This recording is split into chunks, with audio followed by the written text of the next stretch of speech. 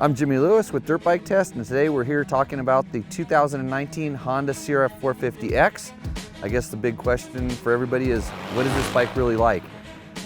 In my world, it's kind of cool because now Honda has such a wide line of this CRF. It starts with the R, the motocross bike.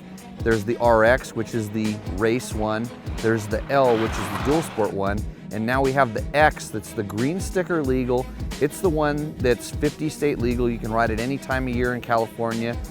It's quiet, it meets emissions requirements. So, and where it really comes from is it has all this race bred heritage of the R, but then it's really built off the L.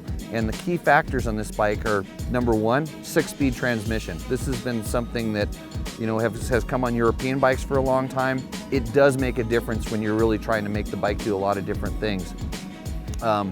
The other thing is now it's electric start, which it has been before, but it's fuel injected as well. And going from the older CRF450X, which was carbureted, that's probably the biggest change that you're gonna feel in the engine. Performance-wise, it has a lot revier feel.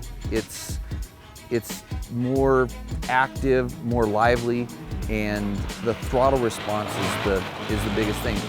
It's not as chunky, and it doesn't feel as powerful when you just crack the throttle, because that pump squirt kind of gave it a little bit of a surge, where this one just has torque. When you twist the throttle, it has a lot of torque. The added crank inertia from, you know, coming up from the motocross bikes, they've added crank inertia to this L and X motor, and it is noticeable when you start talking about drivability.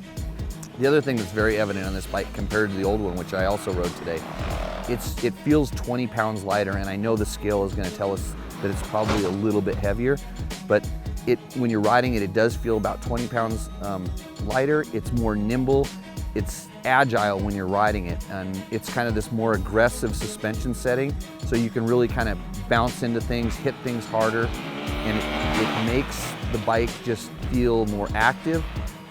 It's maybe a little less stable feeling, maybe a little less planted on the ground. So when you're talking about like the bike, it's definitely a big change, but it kind of keeps that X character. So what's it really for? It's kind of for the person that is going to just take this bike, buy it, you know, keep it stock. Don't worry about modifying it, putting a pipe on it, stuff like that, because it's really quiet. It's super drivable. Throttle response is really good. When it starts doing something wrong, you can feel it being a little bit heavy. And in reality, when you're talking about a kind of a corked up, you know, a quiet motorcycle compared to a race bike, you're going to notice that it's not as powerful, and it's not as, you know, to your ears, to the wheel spinning, it's not doing as much of that. So I think Honda's kind of really found themselves in a nice place, because there's not a lot of bikes in this market. You have the Yamaha WR, there used to be the Suzuki RMX, but other than that, you're going to have to buy a dual sport bike to kind of get in this segment where it's a compliant, quiet, easy to ride motorcycle.